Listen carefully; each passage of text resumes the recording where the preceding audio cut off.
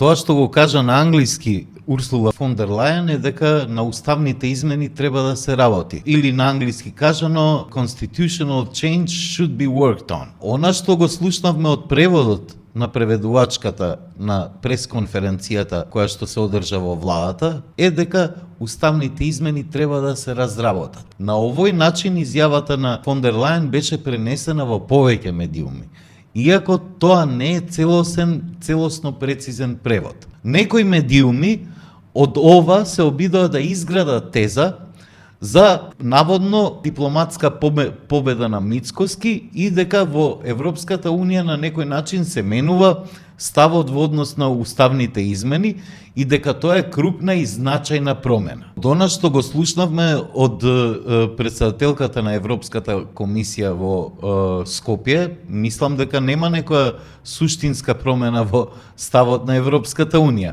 И понатаму Европската Унија инсистира да се спроведат уставните измени, кои што се услов за Северна Македонија да ги продолжи преговорите со Европската Унија. Таа ги повтори истите пораки дека земјава треба да работи на уставните измени и ги повика сите политички актери во земјава да најдат заеднички јазик околу спроведувањето на тие уставни измени.